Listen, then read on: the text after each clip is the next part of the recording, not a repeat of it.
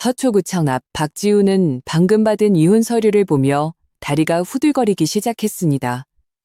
굵은 땀방울이 이마에서 굴러떨어졌습니다. 이수미는 방금 이혼 서류에 도장을 찍은 사람이 자신이 아니라는 듯 차분하게 핸드백을 정리했습니다. 수미야, 당신은 이미 알고 있었어? 그의 목소리가 떨렸습니다. 이수미는 고개도 돌리지 않고 길 건너편으로 걸어가며 그를 얼음동굴에 빠뜨리는 한마디를 남겼습니다. 지훈 씨, 이제 계산해야 할 것들이 좀 있네요.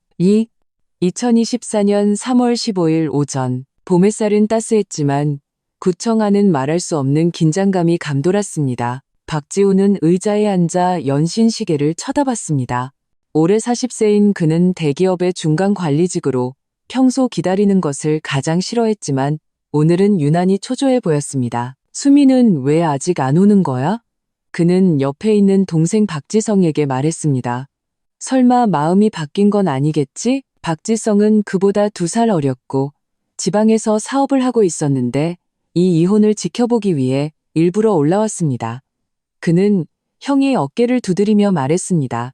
형, 걱정 마. 그렇게 시원하게 알겠다고 한 걸 보면 마음 정리가 끝난 거겠지. 그리고 10년 동안 우리 어머니 돌보느라 그 사람도 지쳤을 거야. 바로 그때 구청문이 열리고 이수미가 들어왔습니다. 38세의 그녀는 키가 큰 편은 아니었지만 균형 잡힌 몸매를 가지고 있었습니다. 10년간의 고된 시간은 그녀의 얼굴에 약간의 흔적을 남겼지만 그 두 눈은 여전히 맑고 빛났습니다. 그녀는 하얀 셔츠와 검은색 바지를 입고 있었습니다. 단순하고 깔끔한 차림이었습니다. 화장은 하지 않았지만 말할 수 없는 차분함이 느껴졌습니다. 미안해요. 늦었네요.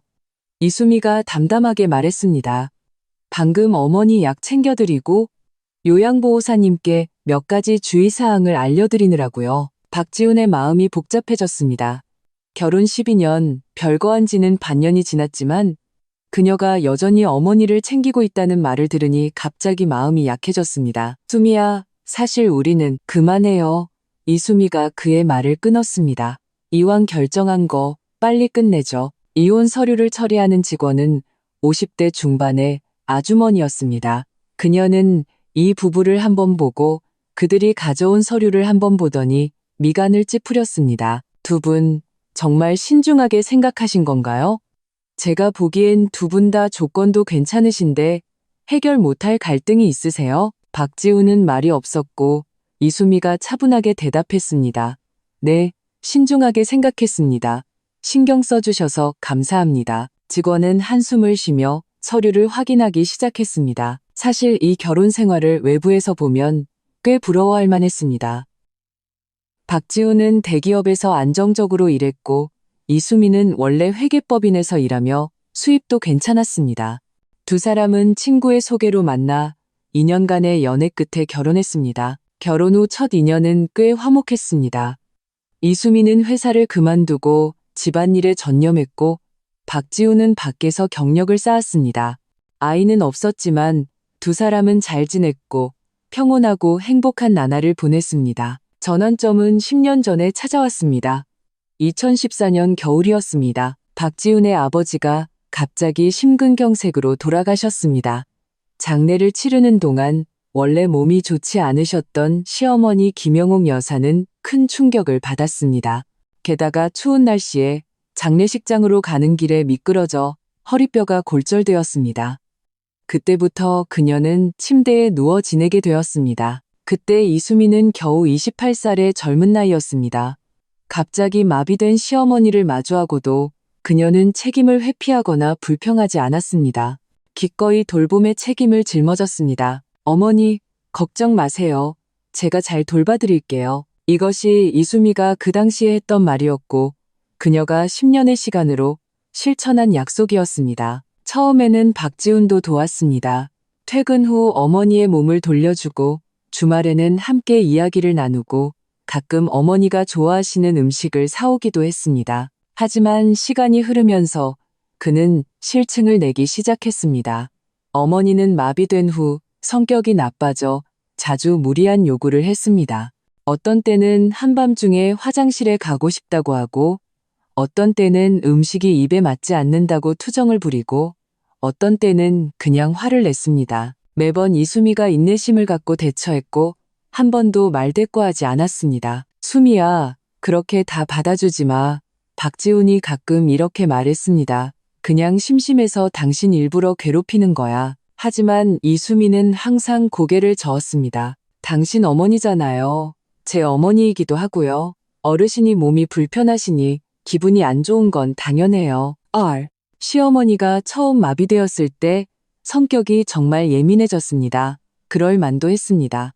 원래 스스로 모든 것을 할 수 있던 사람이 갑자기 모든 일에 다른 사람의 도움이 필요하게 되었으니 그 심리적 충격은 엄청났을 겁니다. 그녀는 자주 한밤중에 이수미를 깨웠습니다.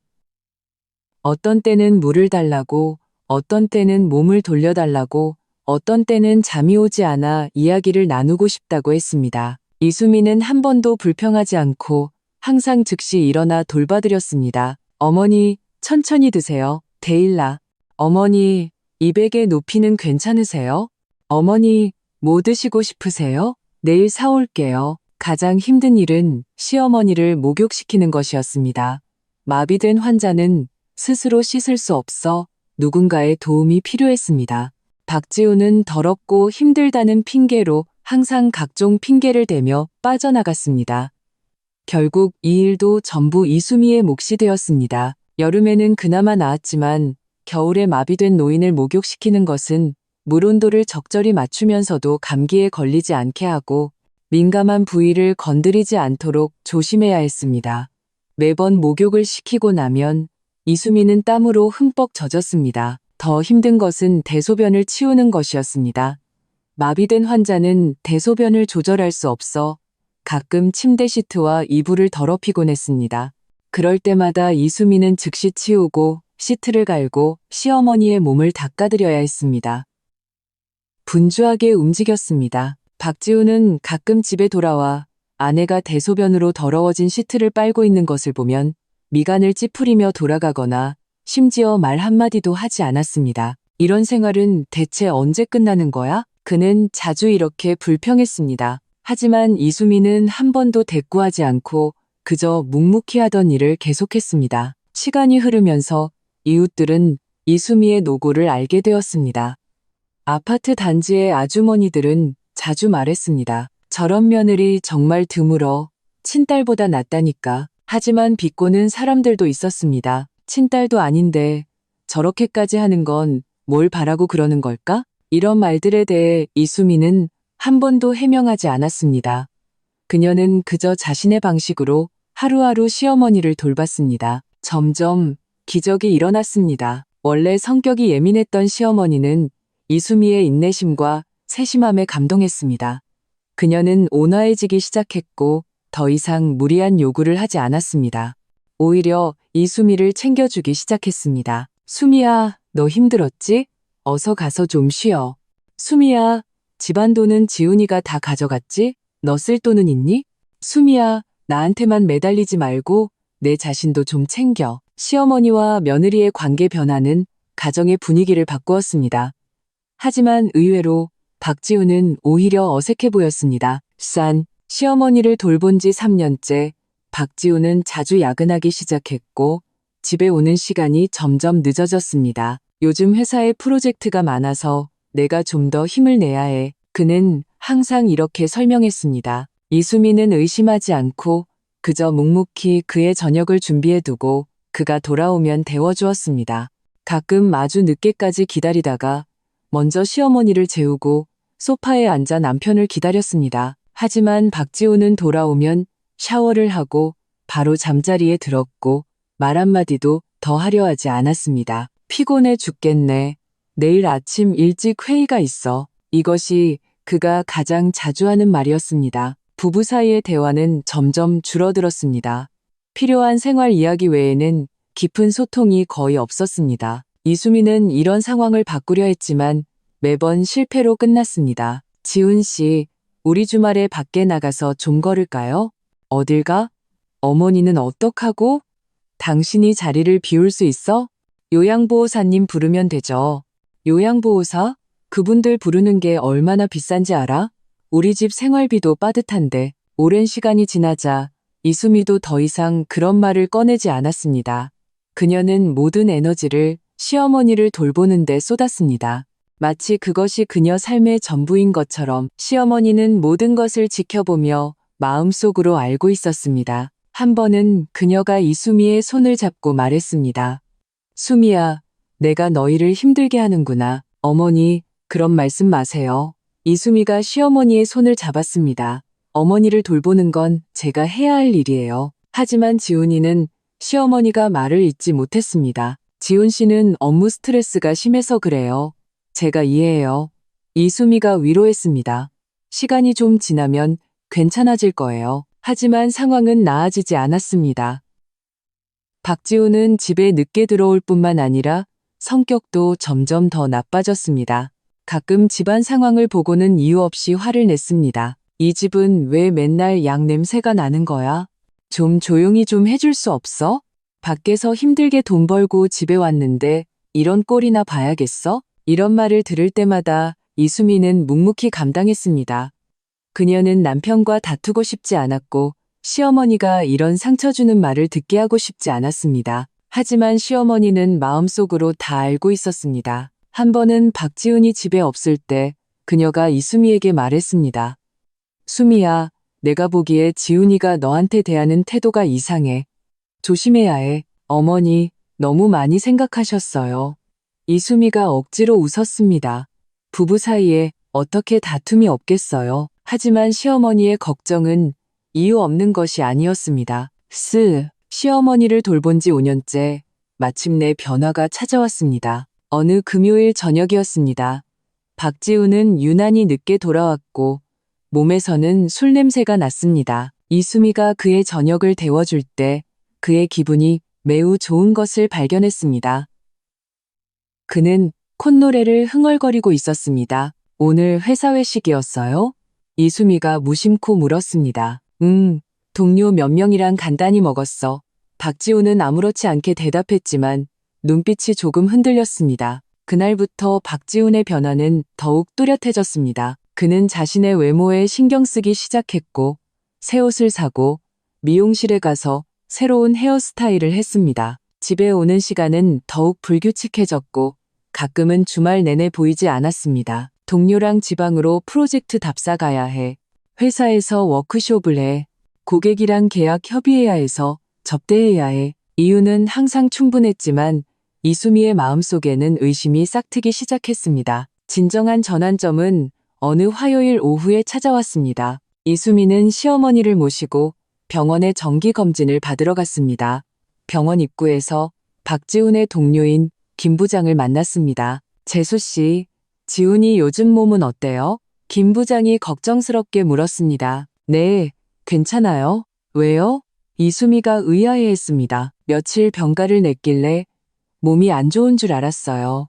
김 부장은 말을 하고 나서야 뭔가 잘못되었다는 것을 깨닫고 서둘러 말을 바꿨습니다. 아마 제가 잘못 기억했나 봐요. 하지만 말은 이미 뱉어졌고 이수미는 마음속으로 무언가를 직감했습니다. 집에 돌아온 후 그녀는 박지훈에게 직접 묻지 않았습니다. 대신 그의 몇 가지 세부적인 행동을 유심히 보기 시작했습니다. 휴대폰을 항상 손에서 놓지 않았고 집에 오자마자 샤워를 하고 옷을 바로 세탁기에 던져 넣었습니다. 가끔 한밤중에 휴대폰이 울리면 그는 재빨리 받고 조용히 베란다로 나가 통화했습니다. 모든 정황이 한 가지 가능성을 가리키고 있었습니다. 박지훈이 바람을 피우고 있었습니다. 이수미는 무너지지 않았고 히스테릭하게 따지지도 않았습니다. 그녀는 그저 묵묵히 관찰하고 묵묵히 생각했습니다. 어머니, 만약 언젠가 제가 없으면 어떻게 하실 거예요? 한 번은 그녀가 시어머니에게 참지 못하고 물었습니다. 어디 가려고? 시어머니가 예민하게 무언가를 감지했습니다. 지훈이 때문이니? 아니에요. 그냥 한번 물어본 거예요. 이수미가 서둘러 둘러댔습니다. 하지만 시어머니는 마음속으로 다 알고 있었습니다. 이 현명한 노인은 이미 아들의 변화를 느끼고 있었습니다. 마침내 어느 비 오는 밤 진실이 밝혀졌습니다. 그날 밤 박지훈은 또 야근한다고 했습니다. 이수미는 시어머니를 재운 후 갑자기 그에게 우산을 가져다 주는 것을 잊었다는 생각이 들어 택시를 타고 그의 회사 앞으로 갔습니다. 회사는 이미 퇴근 시간이었고 건물은 온통 어두웠습니다. 이수미가 막 그에게 전화를 걸려던 참에 박지훈이 회사 맞은편 호텔에서 나오는 것을 보았습니다. 그의 곁에는 젊은 여자가 있었습니다. 그 여자는 20대 후반 정도로 보였고 매우 예뻤으며 몸매도 날씬했습니다. 두 사람은 웃으며 이야기하고 매우 친밀해 보였습니다. 호텔 입구에서 박지훈은 그 여자의 이마에 뽀뽀까지 했습니다. 그리고 각자 택시를 타고 떠났습니다. 이수미는 빗속에 서서 이 모든 것을 지켜보았습니다. 마음은 이상하게도 평온했습니다. 그녀는 달려가 따지지도 않았고 울부짖지도 않았습니다. 그저 조용히 지켜보다가 묵묵히 집으로 돌아왔습니다. 집에 돌아와 그녀는 평소처럼 박지훈의 저녁을 남겨두고 소파에 앉아 그가 돌아오기를 기다렸습니다. 밤 10시가 넘어 박지훈이 돌아왔습니다. 몸이 흠뻑 젖어 있었습니다. 비가 정말 많이 오네. 그는 겉옷을 벗으며 말했습니다. 회사 앞에 물이 다 잠겼어. 이수미는 그를 보며 이 남자는 거짓말도 참 자연스럽게 한다는 생각을 했습니다. 밥은 주방에 있어요. 직접 데워 드세요. 그녀가 평온하게 말했습니다. 됐어. 회사에서 먹었어. 박지훈이 무심코 대답했습니다. 그날부터 이수미는 진실을 알았지만 침묵을 선택했습니다. 그녀는 따지지도 다투지도 않고 그저 자신의 삶을 계속 살았습니다. 시어머니를 돌보면서. 하지만 그녀는 묵묵히 몇 가지 준비를 시작했습니다. 그녀는 다시 일을 구했습니다. 작은 회계사무소에서 파트타임으로 일했습니다.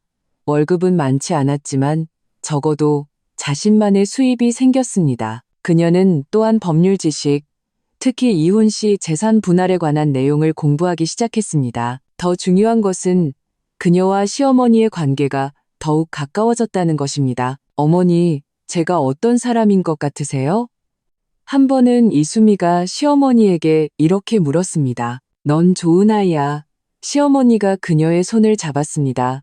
내 저 불효자식보다 훨씬 낫지. 만약 제가 지훈 씨와 이혼하면 저를 원망하실 건가요? 시어머니는 한참 동안 침묵하다가 말했습니다. 수미야, 너는 이 집을 위해 너무 많은 것을 바쳤어.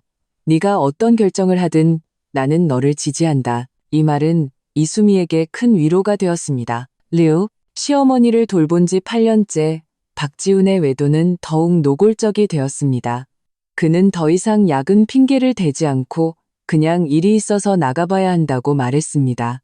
가끔은 주말 내내 집에 돌아오지 않고 전화도 받지 않았습니다. 이수미가 물으면 그는 지방에서 프로젝트를 협의하고 있다고 말했습니다. 더 심한 것은 그가 이수미의 흠을 잡기 시작했다는 것입니다. 이 집 꼴이 이게 뭐야? 너무 지저분하잖아.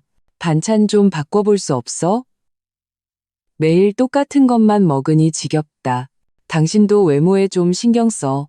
맨날 앞침 하나 두르고 꼭 식모 같잖아. 이수미는 이것이 그가 이혼을 위한 명분을 쌓는 것이라는 것을 알았습니다. 역시나 어느 주말 오후 박지훈이 이혼을 제안했습니다. 그때 이수미는 시어머니에게 재활 마사지를 해주고 있었습니다. 그가 들어오자마자 말했습니다. 수미야, 우리 얘기 좀 하자. 무슨 일인데요?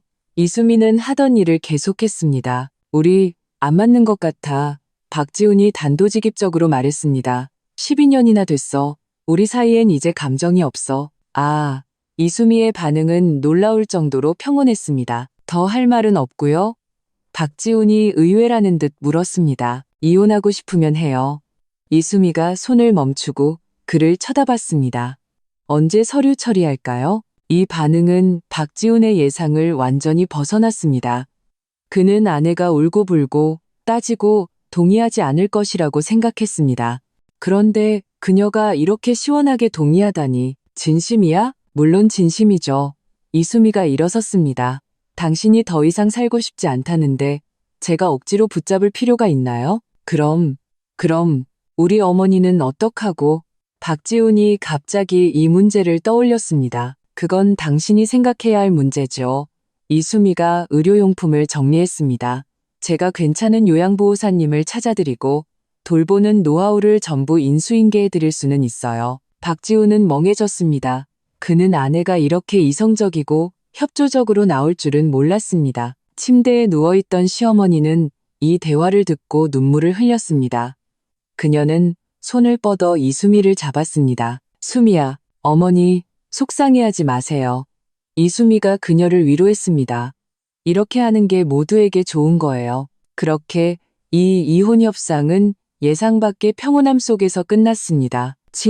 그 후 몇 달은 이혼 준비 기간이었습니다. 박지우는 변호사와 연락하여 이혼 서류를 준비하기 시작했습니다. 그들의 재산은 복잡하지 않았습니다. 집 한 채, 차 2대, 약간의 예금. 법에 따라 이 모든 것은 반으로 나누어야 했습니다. 박지훈을 더욱 만족시킨 것은 이수미가 재산 분할에 대해 아무런 이의를 제기하지 않았다는 것입니다. 그녀는 심지어 집은 당신이 가져요. 전 필요 없어요. 차도 필요 없고요. 예금만 반으로 나눠주세요. 라고 먼저 제안했습니다. 정말이야? 박지훈은 믿을 수가 없었습니다. 그 아파트는 지금 시세로 30억이 넘는데, 네, 정말이에요. 이수미가 고개를 끄덕였습니다. 저 혼자 살기엔 너무 큰 집이에요. 이런 협조적인 태도의 박지훈은 기분이 매우 좋았습니다. 그는 친구들에게 역시 수미는 사리분별이 있어. 어떤 여자들처럼 이혼할 때 난리치지 않잖아라고 말하기까지 했습니다. 하지만 박지훈은 몰랐습니다.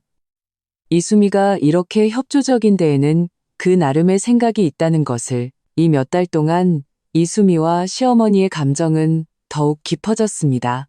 그들은 자주 이야기를 나누었고 일상적인 이야기와 과거 이야기를 했습니다. 시어머니는 자주 수미야, 20년 동안 너 정말 고생 많았다 라고 말했습니다. 어머니, 전 고생이라고 생각 안 해요.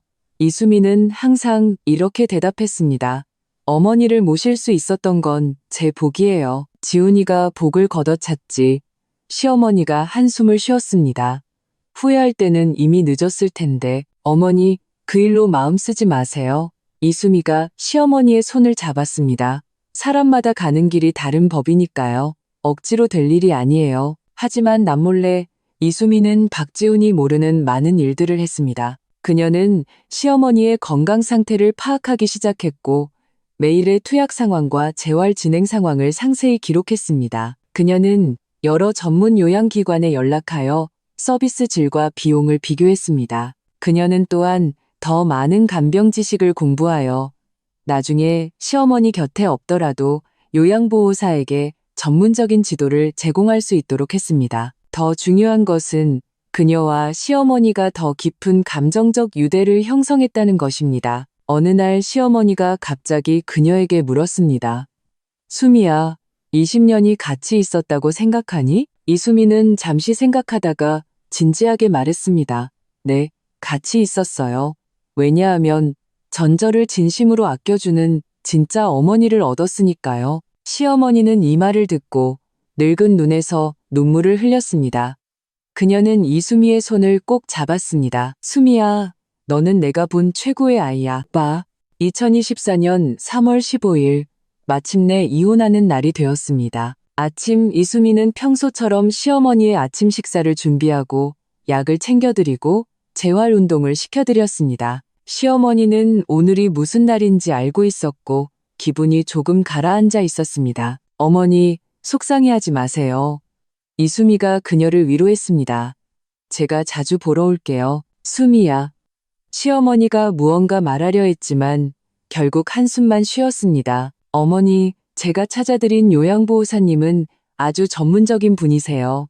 어머니를 잘 돌봐주실 거예요. 이수미가 계속 말했습니다.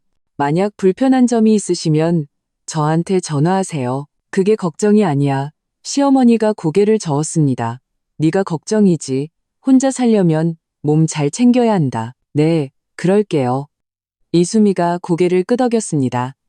눈가가 조금 붉어졌습니다. 9시 30분 박지훈과 동생 박지성이 함께 왔습니다. 박지성은 이 순간을 지켜보기 위해 일부러 지방에서 올라왔습니다. 형수님, 힘내세요. 박지성이 이수미의 어깨를 두드렸습니다. 세상에 좋은 남자는 많아요. 아직 젊으시잖아요. 앞으로 살아갈 날이 많아요. 이수미는 웃으며 아무 말도 하지 않았습니다. 떠나기 전 그녀는 다시 시어머니의 침대 앞으로 갔습니다. 어머니, 저 갈게요. 수미야. 시어머니가 그녀의 손을 잡았습니다. 무슨 일 있으면 꼭 전화해야 한다. 네. 이수미가 허리를 숙여 시어머니의 이마에 뽀뽀했습니다. 어머니, 몸 건강하세요. 박지우는 옆에 서서 이 모습을 보며 마음이 조금 복잡했습니다. 10년 동안 아내가 어머니를 돌본 것은 정말 흠잡을 데 없었습니다. 하지만 이왕 결정한 것, 더 이상 망설이지 말자, 가자. 그가 재촉했습니다. 그렇게 세 사람은 함께 집을 나서 구청으로 향했습니다. 가는 길에 박지우는 기분이 매우 좋았습니다. 심지어 콧노래를 흥얼거렸습니다. 그는 마침내 해방되어 그 젊은 여직원과 당당하게 함께할 수 있게 되었다고 생각했습니다. 박지성도 기뻤습니다. 그는 항상 형수가 혜택을 보고 있다고 생각했습니다. 어머니를 10년 돌보면서 집안에서 분명 많은 이득을 챙겼을 거라고. 이제 이혼했으니 집안일은 그녀와 상관없는 일이 되었습니다. 오직 이수미만이 길 내내 침묵했습니다. 가끔 창밖 풍경을 보며 그 표정은 평온하여 속을 알 수 없었습니다. 구청에 도착하여 서류 처리 과정은 순조로웠습니다. 직원이 관례적으로 몇 가지 질문을 하고 양측이 모두 자발적인 이혼임을 확인한 후 관련 서류를 처리하기 시작했습니다. 서명할 때 박지훈의 손은 긴장해서가 아니라 흥분해서 조금 떨렸습니다. 반면 이수미는 서명할 때 매우 평온했습니다. 글씨는 단정했고 조금의 망설임도 없었습니다. 자, 이혼 신고 처리가 끝났습니다. 직원이 2개의 서류를 그들에게 건네주었습니다. 두 분 모두 각자의 행복을 찾으시길 바랍니다. 이혼 서류를 받는 순간 박지우는 길게 한숨을 내쉬었습니다. 그는 어깨에 무거운 짐을 마침내 내려놓았다고 생각했습니다. 하지만 바로 그때 예상치 못한 일이 일어났습니다. 이수미의 휴대폰이 울렸습니다. 그녀는 발신자를 보고 전화를 받았습니다. 네, 이 변호사님, 뭐라고요? 그렇게 빨리요? 네, 알겠습니다. 감사합니다. 전화를 끊고 이수미는 시계를 한번 보더니 박지훈에게 말했습니다. 지훈 씨, 축하해요. 드디어 소원 성취했네요. 박지훈은 그녀의 말투가 조금 이상하다고 느꼈습니다. 그게 무슨 뜻이야? 아무 뜻 없어요. 이수미가 핸드백을 정리했습니다. 아, 그리고 한 가지 알려드릴 게 있네요. 그녀는 잠시 말을 멈추고 의미심장한 미소를 지었습니다. 어머니께서 어제 유언장을 작성하셨어요. 박지훈과 박지성은 동시에 멍해졌습니다. 무슨 유언장? 자세한 내용은 그분께 직접 여쭤보세요. 이수미는 말을 마치고 돌아서서 떠나려 했습니다. 바로 그때 박지훈의 휴대폰도 울렸습니다. 그는 떨리는 손으로 전화를 받았고 전화기 너머에서 들려오는 목소리에 그 자리에 얼어붙었습니다. 전화기 너머에서는 낯선 남자의 목소리가 들려왔습니다. 박지훈 씨 되십니까?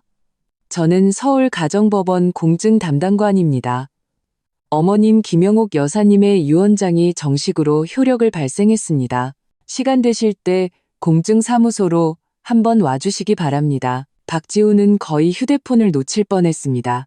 잠깐만요. 무슨 유언장이요? 저희 어머니 아직 건강하신데요? 박 선생님, 유언장이란 유언을 남긴 분이 돌아가셨다는 뜻이 아닙니다. 공증 담당관이 설명했습니다. 어머님께서는 어제 오후, 즉 3월 14일에 저희 공증사무소에서 이 유언장을 작성하셨습니다. 관련 법적 절차에 따라 해당 유언장은 오늘부터 정식으로 효력을 발생합니다. 전화기 너머에서 계속 말이 이어졌습니다. 유언장의 주요 내용은 어머님 명의의 재산 처분에 관한 것입니다. 자세한 내용은 빠른 시일 내에 공증사무소에 오셔서 확인하시기 바랍니다. 전화를 끊자 박지훈의 얼굴이 순식간에 창백해졌습니다. 그는 막 떠나려는 이수미를 보며 물었습니다. 당신은 이미 알고 있었지? 이수미가 걸음을 멈추고 돌아섰습니다. 그녀의 눈빛에는 조금의 당황도 없었습니다. 뭐려? 우리 어머니 유언장 말이야. 박지훈의 목소리가 변했습니다. 당신 어제 공증사무소에 갔었지? 네, 이수미가 고개를 끄덕였습니다. 증인으로요. 증인? 박지성도 상황을 파악했습니다. 형수님, 아니, 전 형수님, 이게 대체 어떻게 된 일이에요? 이수미는 두 형제의 당황한 모습을 보며 마음속으로 통쾌함을 느꼈습니다. 하지만 겉으로는 드러내지 않고 그저 평온하게 말했습니다. 알고 싶으시면 어머니께 여쭤보시거나 직접 공증사무소에 가서 확인해 보세요. 가지마. 박지훈이 다가와 그녀의 팔을 잡았습니다. 똑바로 말해. 손 놔요. 이수미가 그의 손을 뿌리쳤습니다. 우린 이미 이혼했어요. 예의를 지켜주시죠. 그녀는 말을 마치고 고개도 돌리지 않고 구청을 떠났습니다. 박지훈과 박지성 두 형제는 서로를 마주보며 다리에 힘이 풀려 거의 서 있을 수 없었습니다. 박지훈과 박지성은 서둘러 집으로 달려가 어머니에게 상황을 물어보려 했습니다. 문을 열자마자 그들은 시어머니가 휠체어에 앉아 새로운 요양보호사에게 몇 가지 주의사항을 알려주는 것을 보았습니다. 두 아들이 돌아온 것을 보고도 그녀의 표정은 평온했습니다. 어머니, 박지훈이 달려갔습니다. 어제 공증사무소에 가셨어요? 그래. 시어머니가 고개를 끄덕였습니다. 왜요? 박지성도 다가왔습니다. 어머니, 몸도 건강하신데 무슨 유언장을 작성하세요? 시어머니는 두 아들의 조급한 모습을 보며 마음이 복잡했습니다. 그녀는 한숨을 쉬었습니다. 나도 나이가 들었으니 몇 가지 일들을 정리해야지. 그럼 뭐라고 쓰셨어요? 박지훈이 조심스럽게 물었습니다. 너희들 알고 싶니? 시어머니가 반문했습니다. 당연히 알고 싶죠. 두 형제가 동시에 말했습니다. 시어머니는 잠시 침묵하다가 말했습니다. 네 명이의 모든 재산을 수미에게 남겼다. 이 말은 마치 천둥벼락처럼 두 형제를 완전히 멍하게 만들었습니다. 뭐라고요? 박지훈이 거의 뛰어오를 뻔했습니다. 어머니, 지금 뭐라고 하셨어요? 농담이시죠? 박지성도 믿을 수 없었습니다. 수미, 그 사람은 이미 형이랑 이혼했잖아요. 알고 있다. 시어머니가 평온하게 말했습니다. 그렇기 때문에 내가 더욱 그녀의 권리를 보장해줘야지. 하지만 어머니, 박지훈이 조급해졌습니다. 그 사람은 어머니의 친딸이 아니잖아요. 우리가 어머니의 친아들이라고요. 시어머니는 이 말을 듣고 눈빛이 날카로워졌습니다. 친아들, 20년 동안 너희 중 누가 나를 단 하루라도 돌봐준 적 있니? 어머니, 저희는 일이 바빠서 박지성이 해명하려 했습니다. 일이 바빠? 시어머니가 냉소했습니다. 지훈아, 내일은 다른 여자와 함께 있어야 할 만큼 바빴니? 박지훈은 멍해졌습니다. 그는 어머니가 이 사실까지 알고 있을 줄은 몰랐습니다. 지성아, 내일은 1년에 몇 번 집에 못 올 만큼 바빴니? 시어머니가 계속 말했습니다. 20년 동안 누가 매일 나를 씻겨주고, 누가 매일 나와 이야기해주고, 누가 한밤중에 일어나 내 몸을 돌려줬니? 두 형제는 질문에 할 말을 잃었습니다. 숨이었다. 시어머니가 스스로 답을 내렸습니다. 그 아이는 내 친딸이 아니지만 친딸보다 더했어. 그런데 너희는 내 친아들이면서도 뭘 했지? 어머니, 하지만 그 사람은 이제 저와 이혼했어요. 박지훈이 여전히 발버둥 쳤습니다. 이혼은 네가 하자고 한 거지. 그 아이가 아니야. 시어머니가 큰아들을 쳐다보았습니다. 내가 모를 줄 알았니? 네가 이 짐 덩어리를, 나라는 이 짐을 버리고 싶어 했다는 걸. 아니에요. 아니에요. 시어머니가 그의 말을 끊었습니다. 그럼 왜 바람을 피웠니? 왜 이혼하자고 했니? 박지훈은 질문에 아무 말도 할 수 없었습니다. 어머니, 진정 좀 하세요. 박지성이 분위기를 완화시키려 했습니다. 우리 다 가족이잖아요. 무슨 말이든 천천히 해요. 가족? 시어머니가 쓴웃음을 지었습니다. 이제 와서 가족인 걸 알았구나. 그럼 그 10년 동안 너희는 어디 있었니? 어머니, 저희가 그동안 어머니 속상하게 해드린 거 알아요. 박지성이 말했습니다. 하지만 저희도 좀 생각해 주세요. 저희도 살아야 하고 가정을 꾸려야 하잖아요. 가정을 꾸려? 시어머니가 둘째 아들을 쳐다보았습니다. 너는 지방에서 사업해서 연수입이 수억 원이고 지훈이는 대기업에 다니면서 수입이 적지 않잖아. 너희가 돈이 부족했니? 돈 문제가 아니에요. 그럼 무슨 문제인데? 시어머니가 추궁했습니다. 내가 짐이고 부담스럽다는 거니? 두 형제는 아무 말도 하지 않았습니다. 시어머니가 계속 말했습니다. 20년 동안 수미는 수입 없이 오로지 지훈이에게 의지해서 살았어. 하지만 그 아이는 한 번도 불평한 적이 없었고 힘들다는 말 한마디 한 적이 없었어. 자신의 경력도 자신의 삶도 포기하고 오로지 나를 돌봤어. 그런데 너희는? 시어머니가 두 아들을 쳐다보았습니다. 지훈아, 너는 고마워하기는커녕 오히려 싫어했지. 집에 환자가 있는 걸 싫어하고 아내가 너와 함께할 시간이 없는 걸 싫어해서 밖에서 다른 여자를 찾았지. 지성아, 너는 더했어. 가끔 전화 한 통, 명절에 선물 하나 사오는 걸로 효도를 다했다고 생각했지. 내가 아플 때 얼마나 고통스러웠는지, 한밤중에 아파서 잠 못 이룰 때 얼마나 절망스러웠는지 너희가 알기나 하니? 시어머니는 말하면서 눈물을 흘렸습니다. 수미가 가장 힘든 시기에 내 곁을 지켜줬어. 그 아이는 내 딸이 아니지만 딸과 같은 사랑을 줬어. 그래서 나는 내 재산을 그 아이에게 남기기로 결정했다. 그건 그 아이가 받아야 할 몫이야. 이 말을 듣고서야 박지훈과 박지성은 문제의 심각성을 깨달았습니다. 어머님 명의로 재산이 대체 얼마나 있는 거예요? 박지훈이 물었습니다. 시어머니가 그를 쳐다보았습니다. 이제 와서 궁금하니? 어머니, 저희도 알 권리는 있잖아요. 박지성도 말했습니다. 알 권리? 시어머니가 냉소했습니다. 너희 아버지가 돌아가셨을 때 뭘 남기셨는지 너희도 다 알잖아? 그 예금 조금이랑 이 아파트뿐이잖아요. 박지훈이 말했습니다. 아파트도 회사에서 나온 거고 별로 값나가지도 않고요. 그래? 시어머니가 아들들을 쳐다보았습니다. 그럼 이 아파트 단지가 재개발되는 건 아니? 재개발이요? 두 형제가 동시에 멍해졌습니다. 지난달에 막 결정된 소식이야. 시어머니가 말했습니다. 단지 전체가 재개발될 거고 지금 정책대로라면 우리 집은 보상금으로 80억 원을 받을 수 있어. 뭐라고요? 박지훈은 거의 쓰러질 뻔했습니다. 80억 원, 그뿐만이 아니야. 시어머니가 계속 말했습니다. 너희 아버지가 예전에 사두셨던 그 땅들도 이제 정부에서 수용할 거야. 대략적인 보상금은 120억 원 정도 될 거고, 무슨 땅이요? 박지성은 완전히 멍해졌습니다. 너희 아버지가 예전에 외곽의 땅 몇 필지를 사두셨어. 나중에 노후에 쓰려고 시어머니가 설명했습니다. 그분이 돌아가시고 나도 계속 신경 안 썼는데 이제 정부에서 거기에 신공항을 짓는다고 해서 수용하게 된 거야. 그리고 또 시어머니가 두 아들의 충격받은 표정을 보며 말했습니다. 너희 아버지가 예전에 나한테 사줬던 금은보석들도 지금 가치가 꽤 나가. 그리고 골동품 서화 몇 점도 있고 다 합치면 네 명이의 재산 총액은 대략 250억 원 정도 될 거야. 이 숫자는 두 형제를 완전히 바보로 만들었습니다. 그들은 줄곧 집안에 돈이 별로 없다고 생각했던 어머니가 사실은 숨겨진 부자였다는 사실을 꿈에도 몰랐습니다. 어머니, 어떻게 한 번도 저희한테 말씀 안 하셨어요?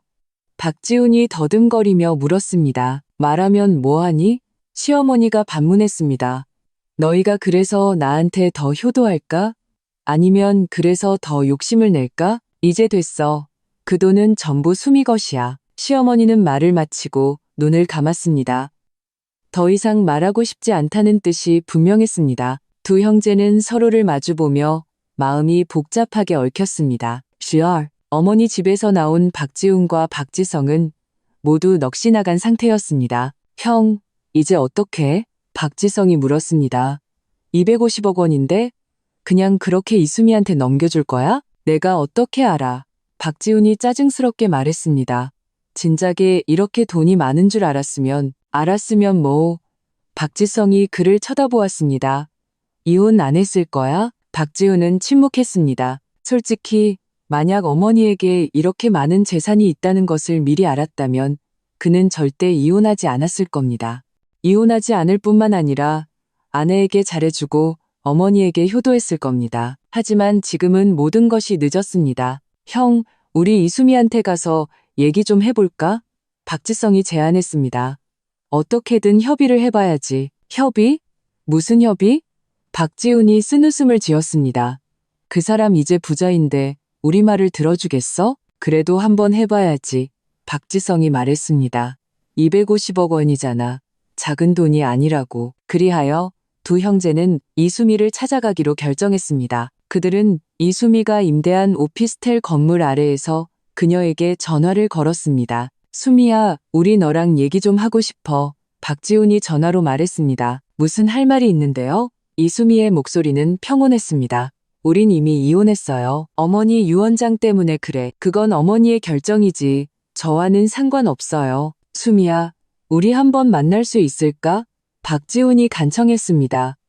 딱 몇 분만. 이수미는 잠시 침묵하다가 말했습니다. 아래층 카페에서 10분만요. 슈산, 카페에서 세 사람은 마주 앉았습니다. 박지훈과 박지성은 조금 긴장한 반면 이수미는 매우 평온하게 느긋하게 커피를 마시고 있었습니다. 수미야, 어머니 유언장 말인데. 박지훈이 입을 열었습니다. 말했잖아요. 그건 어머니의 결정이라고. 이수미가 그의 말을 끊었습니다. 무슨 문제라도 있으면 그분께 찾아가세요. 하지만 이건 불합리하잖아. 박지성이 말했습니다. 어쨌든 우리는 그분의 친아들이고 당신은 저는 뭐죠? 이수미가 그를 쳐다보았습니다. 이미 지훈 씨와 이혼했으니 상속받을 권리가 없다는 건가요? 그런 뜻은 아니야. 그럼 무슨 뜻인데요? 이수미가 커피잔을 내려놓았습니다. 제 10년간의 헌신이 250억 원의 가치도 없다고 생각하시는 건가요? 이 숫자를 듣자 두 형제의 마음이 철렁했습니다. 이수미가 어머니의 재산 상황을 손바닥 보듯 꿰뚫고 있다는 것이 분명했습니다. 수미야, 우리 그런 뜻 아니었어. 박지훈이 말했습니다. 우리가 하고 싶은 말은 그렇게 큰 돈을 너 혼자 다 쓸 수는 없잖아. 다 못 쓴다고요? 이수미가 냉소했습니다. 누가 그래요? 그럼 그 돈으로 뭘 할 계획인데? 박지성이 물었습니다. 이수미는 그들을 한번 쳐다보고 말했습니다. 우선 어머니를 위해 최고의 요양보호사 팀을 고용해서 그분의 노후 생활의 질을 보장할 거예요. 둘째, 최고의 약품과 의료 장비를 사드릴 거고요. 셋째, 어머니를 모시고 세계 여행을 다닐 거예요. 바깥 세상을 보여드리고 싶어서요. 마지막으로 남은 돈은 투자해서 어머니의 의료비 걱정을 영원히 없앨 거예요. 이 말을 듣고 두 형제는 할 말을 잃었습니다. 물론 이수미가 계속 말했습니다. 만약 당신들이 어머니를 돌볼 책임을 진다면 제가 돈의 일부를 나눠줄 것을 고려해 볼 수는 있어요. 무슨 뜻이야? 박지훈이 물었습니다. 즉, 당신들이 저처럼 10년 동안 어머니를 돌본다면 제가 유산의 절반을 나눠주겠다는 뜻이에요. 이수미가 말했습니다. 어때요? 두 형제는 서로를 마주보며 아무 말도 하지 않았습니다. 마비된 노인을 10년 동안 돌보라고? 말도 안 되는 소리였습니다. 그들이 할 수 있을 리가 없었습니다. 보아하니 당신들도 이게 얼마나 힘든 일인지 아는군요. 이수미가 일어섰습니다. 당신들이 할 수 없다면 돈 생각도 하지 마세요. 수미야, 잠깐만. 박지훈이 그녀를 잡았습니다. 우리 다시 얘기 좀 하자. 더 할 얘기 없어요. 이수미가 그의 손을 뿌리쳤습니다. 10년 전에 제가 선택을 했고 지금 보상을 받는 거예요. 이게 바로 인과응보죠. 그녀는 말을 마치고 돌아서서 카페를 떠났습니다. 스스. 그 후 며칠 동안 박지훈은 완전히 혼란에 빠졌습니다.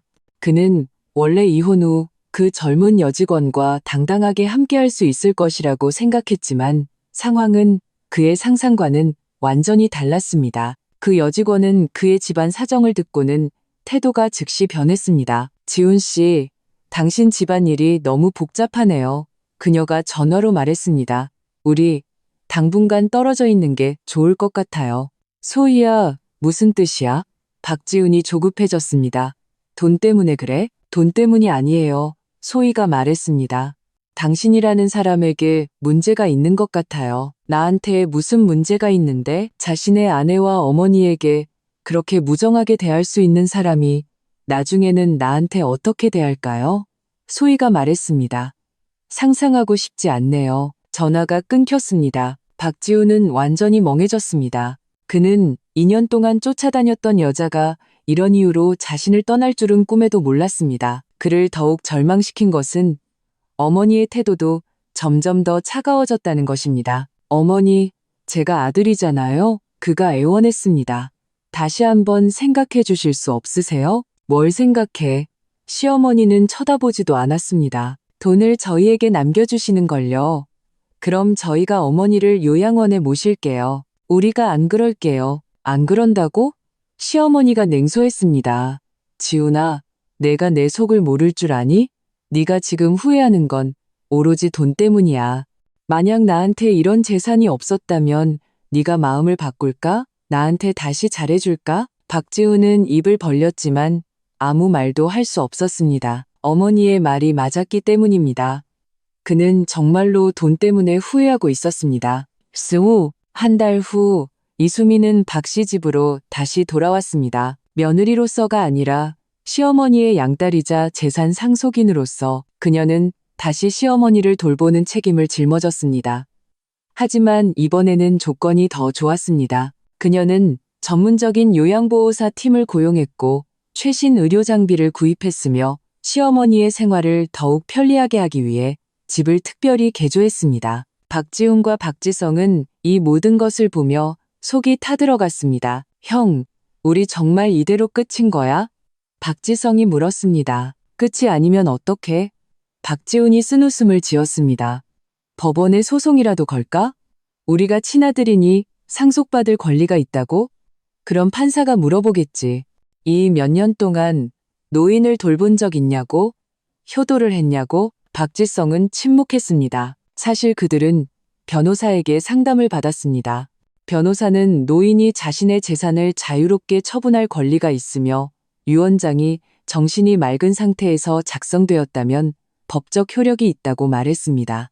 그리고 도의적으로 보더라도 이수미가 10년 동안 노인을 돌본 것은 보상받아야 마땅하다고 했습니다. 그럼 우리 그냥 이렇게 지켜만 봐야 해?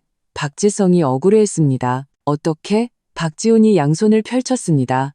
이수미한테 자비를 구걸이라도 할까? 이수미 이야기를 하자 두 형제의 마음은 더욱 복잡해졌습니다. 그녀가 돌아온 후 그들에 대한 태도는 매우 정중했지만 또한 거리감이 있었습니다. 그녀는 박지훈을 지훈씨, 박지성을 지성씨라고 불렀습니다. 완전히 남처럼 대하는 말투였습니다. 가끔 그들이 어머니와 이야기하고 싶을 때 이수미는 막지 않았습니다. 하지만 그녀의 존재는 그들을 매우 불편하게 만들었습니다. 그들을 더욱 힘들게 한 것은 어머니가 이수미와 이야기하는 것을 훨씬 더 좋아하고 그들에 대한 태도는 차가웠다는 것입니다. 어머니, 저 다음 주에 출장 가는데 뭐 필요한 거 없으세요? 한 번은 박지성이 이렇게 물었습니다. 없어. 시어머니는 고개도 들지 않았습니다. 수미가 다 챙겨줄 거야. 어머니, 제가 안마의자 사드릴까요? 박지훈도 환심을 사려 했습니다. 필요 없어. 시어머니가 거절했습니다.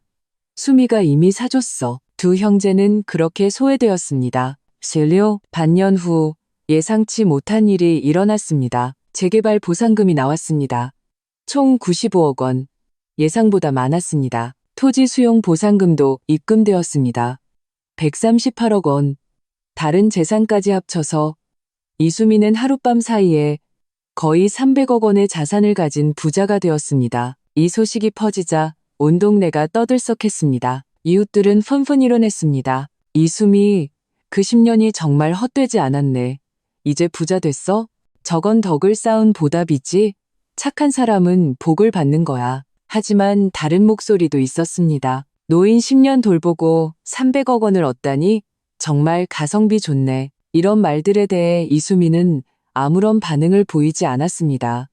그녀는 그저 묵묵히 자신의 일을 하며 시어머니를 계속 돌봤습니다. 하지만 돈이 많아지자 그녀의 삶은 확실히 변했습니다. 그녀는 더 이상 일할 필요가 없었고 온전히 시어머니를 돌볼 수 있었습니다. 그녀는 시어머니를 모시고 여러 곳을 여행했습니다. 바다도 보고 산도 오르고 다양한 삶을 경험했습니다. 시어머니의 정신 상태도 점점 좋아졌습니다. 딸과 같은 동반자와 충분한 의료 보장이 있으니 그녀의 얼굴에는 웃음이 많아졌습니다. 수미야, 이 생에 너를 만난 게 내 가장 큰 복이다. 시어머니가 자주 이렇게 말했습니다. 어머니를 만난 것도 제 복이에요. 이수미도 진심으로 그렇게 생각했습니다. 시어머니를 돌보면서 그녀는 부를 얻었을 뿐만 아니라 인생의 만족감을 얻었기 때문입니다. 그녀는 자신의 10년이 헛되지 않았다고 느꼈습니다. 그녀는 자신의 진심으로 진정한 가족애를 얻었습니다. 반면 박지훈과 박지성은 깊은 후회에 빠졌습니다. 특히 박지훈은 아내와 재산을 잃었을 뿐만 아니라 그 젊은 여직원도 그를 떠났습니다. 지금의 그는 정말로 사람도 돈도 잃었습니다. 진작 이럴 줄 알았으면 왜 그랬을까? 그는 자주 자신에게 이렇게 말했습니다. 하지만 세상에는 후회약이 없었습니다. 수지 1년 후 어느 날 박지훈은 전화를 받았습니다. 지훈 씨, 저 이 변호사입니다. 전화기 너머에서 여자의 목소리가 들려왔습니다. 드릴 말씀이 있습니다. 이 변호사는 딴초 시어머니의 유언장 작성을 도왔던 그 변호사였습니다. 무슨 일이시죠? 박지훈이 물었습니다. 그렇습니다. 이수미 씨께서 저를 통해 연락을 드렸습니다. 이 변호사가 말했습니다. 그분이 당신과 만나고 싶어 하십니다. 그 사람이 나를 왜요? 박지훈이 의외라는 듯 물었습니다. 자세한 내용은 직접 만나서 말씀하시고 싶어 하십니다. 약속 장소는 고급 호텔의 카페였습니다. 박지훈은 약속 시간에 맞춰 도착했고 이수미가 이미 그곳에서 기다리고 있는 것을 보았습니다. 1년 만에 본 이수미는 많이 변해 있었습니다. 그녀는 단정한 옷을 입고 옅은 화장을 하고 있었습니다. 전체적으로 매우 우아해 보였습니다. 부는 그녀에게 물질적인 변화뿐만 아니라 정신적인 자신감을 가져다 주었습니다. 앉아요. 이수미가 그에게 앉으라고 손짓했습니다. 나한테 무슨 할 말 있어요? 박지훈이 단도직입적으로 물었습니다. 당신과 거래를 하고 싶어요. 이수미가 말했습니다. 무슨 거래요? 제가 프로젝트 하나에 투자할 계획인데 관리자가 필요해요. 이수미가 말했습니다. 당신이 생각났어요. 박지훈은 멍해졌습니다. 그는 이수미가 먼저 그에게 협력을 제안할 줄은 몰랐습니다. 왜 나를요? 당신은 관리 경험이 있고 그리고 이수미가 잠시 말을 멈췄습니다. 우리는 서로 잘 아니까요. 나를 미워하지 않아요? 박지훈이 물었습니다. 미워한다고? 이수미가 고개를 저었습니다. 전 한 번도 당신을 미워한 적 없어요. 그럼 왜 나한테 그렇게 했어요? 이수미는 그를 보며 진지하게 말했습니다. 지훈 씨, 전 한 번도 당신에게 복수할 생각을 한 적 없어요. 전 그저 제 미래를 위해 계획을 세웠을 뿐이에요. 당신이 이혼을 제안했을 때 전 이 결혼이 이미 끝났다는 것을 알았어요. 질질 끄는 것보다 깔끔하게 끝내는 게 낫다고 생각했죠. 어머니의 유언장은 정말 그분의 결정이었어요. 제가 우연히 수혜자가 되었을 뿐이죠. 박지훈은 침묵했습니다. 그는 문득 처음부터 끝까지 이수미는 아무것도 계산하지 않았을지도 모른다는 생각이 들었습니다. 그녀는 그저 순리대로 살았을 뿐입니다. 그 프로젝트가 뭔데요? 그가 물었습니다. 실버타운이요. 이수미가 말했습니다. 전문적인 간병이 필요한 노인들을 위한 고급 실버타운을 열고 싶어요. 당신이 저를 도와 관리해 주실 수 있나요? 연봉은 2억 원이에요. 이 제안은 박지훈을 더욱 놀라게 했습니다. 2억 원의 연봉은 이 도시에서 매우 높은 수입에 속했습니다. 왜 나를 도와주려는 거죠? 그가 물었습니다. 도와주는 게 아니에요. 이수미가 고개를 저었습니다. 협력이죠. 당신은 관리 경험이 있고 저는 자금과 아이디어가 있어요. 우리는 함께 의미 있는 일을 할 수 있어요. 그리고 그녀가 계속 말했습니다. 저는 이 프로젝트를 통해 더 많은 사람들이 노인을 돌보는 것의 의미를 알게 되길 바라요. 어쩌면 그렇게 하면 가정의 비극을 조금이나마 줄일 수 있을지도 모르죠. 슈바, 몇 달 후 해질녘의 집이라는 이름의 고급 실버타운이 문을 열었습니다. 이 실버타운의 이념은 매우 특별했습니다. 전문적인 간병 서비스를 제공할 뿐만 아니라 노인들의 정신적 수요에도 주목하여 모든 노인들이 이곳에서 집과 같은 느낌을 찾을 수 있도록 노력했습니다. 실버타운의 원장은 이수미였고 총괄 매니저는 박지훈이었습니다. 처음에는 두 사람의 협력에 약간의 삐걱거림이 있었습니다. 결국 부부였던 사이가 이제 파트너가 되었으니 적응 과정이 필요했습니다. 하지만 일이 깊어지면서 그들은 서로가 매우 전문적이고 헌신적이라는 것을 발견했습니다. 이수미는 풍부한 간병 경험과 노인 심리에 대한 깊은 이해를 가지고 있었고, 박지훈은 뛰어난 관리 능력과 사업적 감각을 가지고 있었습니다. 수미 씨, 이 간병 계획은 정말 전문적이네요. 한 번은 박지훈이 그녀가 만든 간병 계획을 보며 감탄을 금치 못했습니다. 이게 다 지난 몇 년간 쌓은 경험이죠. 이수미가 담담하게 말했습니다. 제가 정말 눈이 멀었었네요. 박지훈이 감탄했습니다. 이수미는 그를 한번 쳐다보고 아무 말도 하지 않았습니다. 실버타운의 사업은 점점 더 좋아졌고 평판도 점점 더 좋아졌습니다. 많은 자녀들이 노부모를 이곳에 모시기를 원했습니다. 그들은 이곳의 서비스가 가장 세심하다는 것을 알았기 때문입니다. 한 번은 한 노인의 아들이 이수미에게 말했습니다. 이 원장님, 여기 정말 좋네요. 저희 어머니가 여기에 계시면서 집에 계실 때보다 더 행복해 하세요. 노인을 돌보는데 가장 중요한 것은 진심입니다. 이수미가 대답했습니다. 이 말은 그녀가 지난 몇 년간 가장 깊이 깨달은 것이기도 했습니다. 사업이 성공하면서 이수미와 박지훈의 관계도 더욱 조화로워졌습니다. 그들은 더 이상 부부가 아니었지만 좋은 파트너이자 심지어 친구라고 할 수 있었습니다. 수미 씨, 저한테 이런 기회를 줘서 고마워요. 한 번은 박지훈이 그녀에게 이렇게 말했습니다. 고마워할 필요 없어요. 이수미가 말했습니다. 이건 윈윈윈윈 협력이니까요. 아니요. 제 말은 제가 제 존재 가치를 찾게 해줘서 고맙다는 뜻이에요. 박지훈이 진지하게 말했습니다. 예전에는 돈 버는 것만 알았지 돈의 의미를 생각해 본 적이 없어요. 이제야 알겠어요. 다른 사람을 돕는 것이 가장 가치 있는 일이라는 것을요. 이수미가 고개를 끄덕였습니다. 네, 다른 사람을 돕는 것은 자신을 돕는 것이기도 하죠. 그리고 집에서는 시어머니가 이 모든 변화를 보며 마음속으로 매우 기뻐했습니다. 수미야, 네가 정말 잘했구나. 그녀가 이수미에게 말했습니다. 어머니, 무슨 말씀이세요? 네가 내 자신의 운명을 바꿨을 뿐만 아니라 지훈이도 바꿨다고 시어머니가 말했습니다. 이게 바로 진정한 지혜야. 어머니, 전 그저 제가 옳다고 생각하는 일을 했을 뿐이에요. 그래, 그거면 충분해. 시어머니가 그녀의 손을 잡았습니다. 사람이 옳은 일을 꾸준히 하다 보면 반드시 좋은 결과가 있을 거야. 시죠. 3년 후 해질녘의 집은 이미 그 지역에서 가장 유명한 실버타운이 되었습니다. 이수미는 투자를 회수했을 뿐만 아니라 풍부한 수익을 얻었습니다. 더 중요한 것은 그녀가 자신의 진정한 인생 가치를 찾았다는 것입니다. 그리고 박지훈도 지난 몇 년간의 일을 통해 자신을 다시 알게 되었습니다.